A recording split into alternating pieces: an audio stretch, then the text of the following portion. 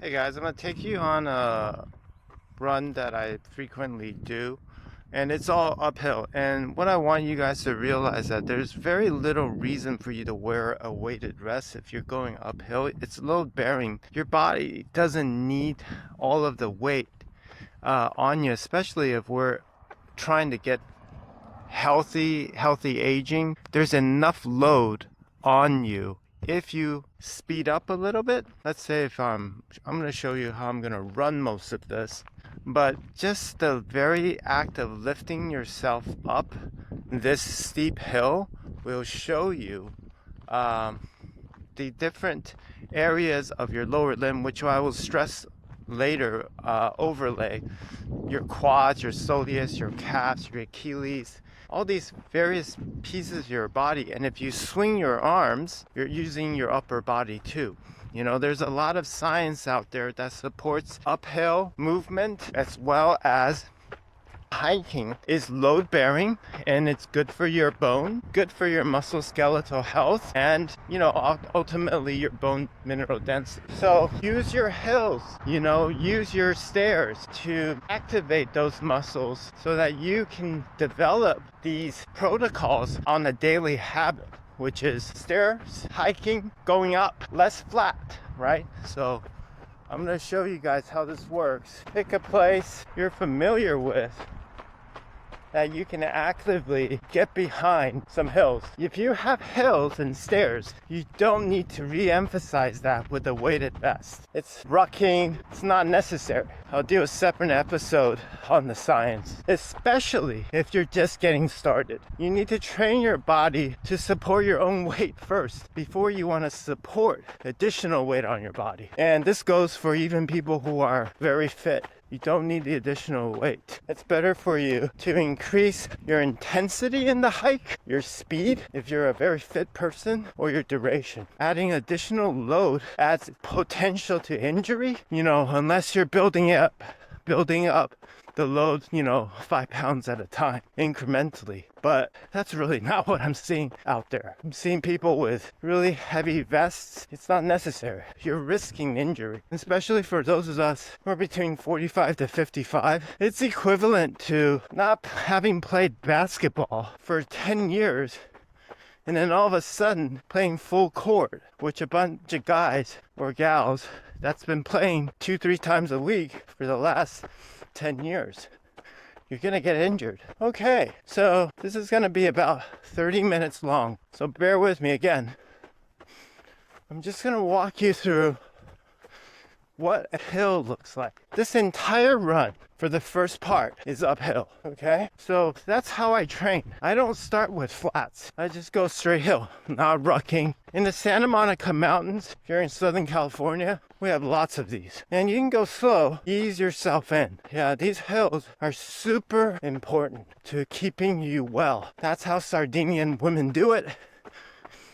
That's how we can do it here in the United States. And again, if we don't have hills, we can use some stairs, or we can use slopes. The critical thing is this is much easier of a stimulus on your body because you're actually fighting gravity, and that resistance, exactly, the word resistance, is load bearing, and it acts as resistance training. So you don't have to think that much about going to the gym all the time.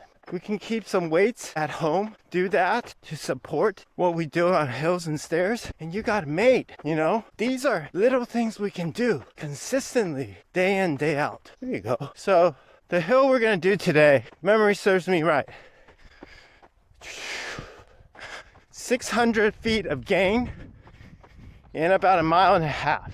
Okay? So it's 200 feet of gain every half a mile, with an ocean view. We're in the Long Beach area, free, parking's free, and trails are free. You're pretty much, all you gotta do is bring you. This is kind of my daily routine. On days I'm tired or fatigued or didn't sleep well, I'll hike it, sometimes run, jog, and walk. On days I'm feeling well, like today, where I'm feeling pretty good, I'll just slowly jog up and talk to you guys, or do my best. It gets pretty steep on the top. So if you can make a habit of doing hills every day, just a little bit, 5 minutes, 10 minutes. You're gonna build eventually where you can go up this hill and down in a very short amount of time. Let's say you do it in less than an hour. I can do it in less than half an hour. You're done. You know, isn't that great? So then when you're at work, you can do things like non-exercise activity, thermogenesis, which is fidgeting, spontaneous exercise, or spontaneous movement. So there you go. This is definitely a segment you can climb. So in exercise, we often talk about FIT, F-I-T-T, which is frequency, intensity, time, and type. And to me, this is a type of exercise that you can do frequently with very moderate intensity in times between, 5 to 30 minutes a day on weekdays, and it takes care of your resistance training for your lower limb and actually upper body too, because you swing your arms. Beautiful day. These are the hills, so we're gonna run, hike, jog up there. There's no reason for anyone to wear a weight vest here. When you do that, you do it because you have an agenda. You may be training to enlist in the army or the military, and you want your body to get adapted to carrying a heavy pack. Fine, then you're training with specificity. But for us normal folks who just want to be stronger, you don't need an additional weight vest. You're just increasing your odds of getting injured, because most of you, I know, are going to go too heavy. Yep. You know why? Because if you're mentally thinking about putting on a weight vest to do hills or stairs, your mindset is a little different. So if you're just getting started, my goodness, don't even think about it. That's an influencer driven type of initiative, and I get it, and there's a time and place for it, but to stay healthy and well and strong, you don't need it. You need hills. Okay? Hills and stairs mixed in. And I often tell my clients, my patients, the key is find soft surfaces. Okay? This is soft. This is not like pounding on pavement, running on a sidewalk. This is soft. Wakes you right up. So let's see. We're at 12 minutes. I'm going to take you guys all the way to the top, and then we're going to come down. That's a good amount of time for a morning exercise before work. So I'm really skipping here up the hill. It's light here. I'll navigate through this. You can hike too. I just want to make sure I do it under a certain amount of time with you guys. So if you're not jogging this, you're basically probably hiking half the way and turning back, which is perfect. And then you can build up. So I'm definitely now in zone 3. So you can see how it's harder for me to form sentences. So I'll try to back down and be mindful of staying in zone 2. I was going a little too fast. So how you can form sentences is a very good indicator of your effort. You can see I'm slowing down now.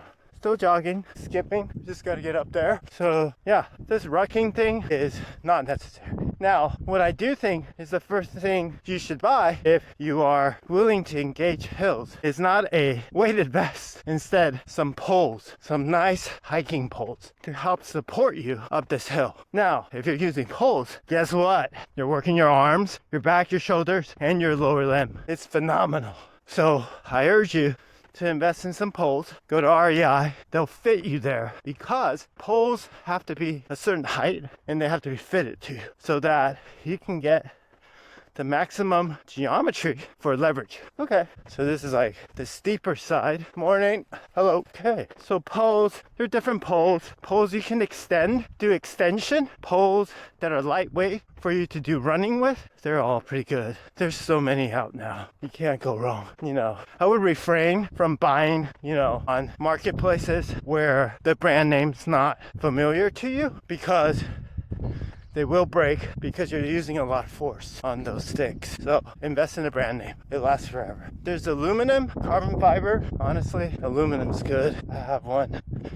They're a bit longer, sturdier, heavier. Okay, so we're at the top, and what I typically do is I'll do a little U-turn here and run down. And when we're running down, we're using it as active recovery. And so you'll hear me kind of breathe a little heavier, but that's just the residual impact of going down up that hill quite quickly. So I'm just gonna breathe in my nose, let my sympathetic nervous system kind of switch over. It won't switch over, but to my parasympathetic nervous system. So your sympathetic nervous system, we have parasympathetic and sympathetic. So rest or digest, flight or flight. I'm sure you have heard of that. And parasympathetic is really attached to your vagus nerve, and we'll go into that in detail later. It's called the wandering nerve. But your sympathetic nervous system is able to actually produce noradrenaline, and ask the body to produce, so that it can create the necessary stimulus for the heart to work harder, so that your stroke volume can increase as you're putting more effort on. So there's a real natural tendency to do that. And I promise you, if you do this like me several times a week, you will never ever have that need to put on the weight vest, because the stimulus is very high. And if I was to put a weight vest on, I would just be putting additional load to my knees that I'm not used to, right? If I'm not walking around with a weight vest 24/7, sleeping with it, then it's not normal for me, my body, to have that on me as a regulator, right? So you don't need to do that, especially if you're trying to lose a little bit of weight. This will take care of it. Now, the next pillar is you do all this work, your glucose sensitivity goes up, your muscles are taking in the glucose, and you're feeling pretty good. And when you get home, you will tend to feel a little bit of hunger in you. And again, if you're attempting this type of exercise, you must get doctor's approval. This is not light, this is more moderate to vigorous. So make sure you do that, get medical clearance. Now, you get home and you are hungry. If you go out and you pound the 2 eggs, 3 eggs, steak and eggs, bacon, you're creating a pattern where your blood becomes thicker. I'm using kind of metaphors here. So if you look at your blood, you'll actually see that your blood becomes more murky, and that has to do with the oils from the animal fat. It's just viscous, pardon me. So what you want to do is really tend to fruits, vegetables, and if you take protein, lentils, almonds, and you can sprinkle in some salmon, and get that 60, 70 grams of protein you need a day. And half of it you want to intake within the first, at your meal. So hopefully when you get home, you're either taking brunch. Hopefully you're taking brunch. It's good to eat breakfast. And fruit, like a banana, orange, it's good because it's got carbs in it, some glucose. Your body needs glucose. You go on this hike, you come back, you're going to be a little hungry, and you start feeding your body legumes, nuts, seeds, olive oil. If you want to eat eggs, you don't need to do it daily. Do it, 2-3 times a week. Don't need to do 4 or 5 eggs. We're not going the Arnold Schwarzenegger route here. If, excess protein doesn't turn into muscle. Just FYI. So you really don't need that much protein. 70 grams, if you're about, 170, 180, I'm 165. And you want to try your best to take in half of your protein intake in one sitting, maybe lunch, and then the other 30%, the other 50%, breakfast and snack and dinner. And a lot of you might think like, well, doesn't nuts make me fat? When you're chewing on real nuts, here's the good news.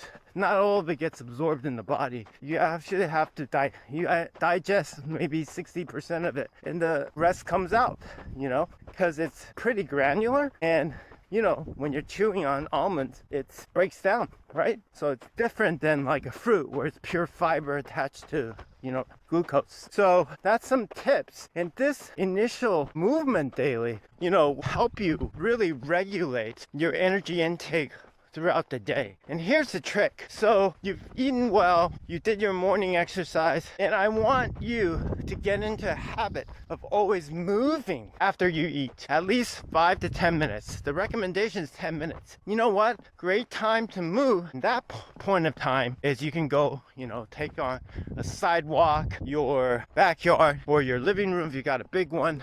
Like, I'm at a friend's house right now. He's got a huge house, huge living room. And I was like, you could just walk in your living room right now and just call it an exercise. And maybe you're fortunate enough to have that kind of square footage. So use it, or else you can be like me. My house is a lot smaller. I would just use the backyard and the front yard after dinner, or walk, dogs, I'll walk them in front of the neighborhood, and that really works out well, right?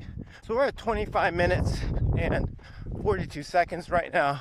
We came from there and we came around. Yeah, so I'm gonna let you guys enjoy the view here, but you can see I'm talking to you the entire way.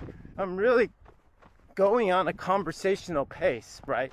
With exception that when I was really up high, that was pretty stressful into the body, not me. So you can see me cross over to zone 3, where it was harder for me to talk and form sentences, and then I slowed down.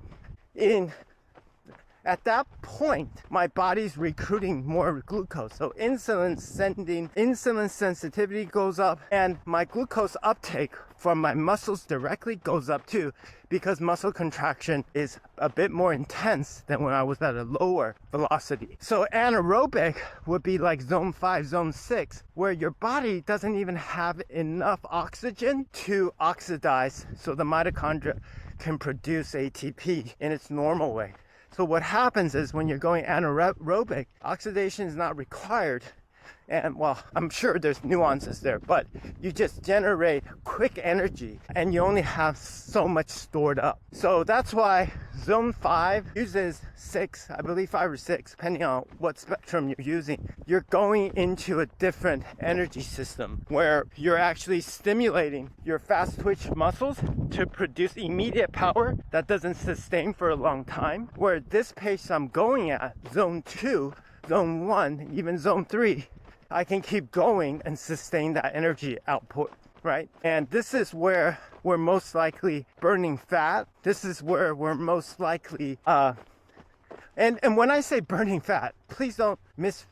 So it means fat and carbohydrates, that your fat ratio will just slightly improve, but you're always burning carbs, right? And I had an orange this morning before I went out. Had I not had that orange, your glycogen depletion after this run up to half an hour, I'm strictly guessing half an hour for me, I would have depleted maybe 20%, give or take, of my glycogen storage, which is glucose that's stored in my muscles. So the body will use that break down the glucose to glycolysis and into carbon, and then that together with fat in my adipose tissue, which will turn into amino acids, break down into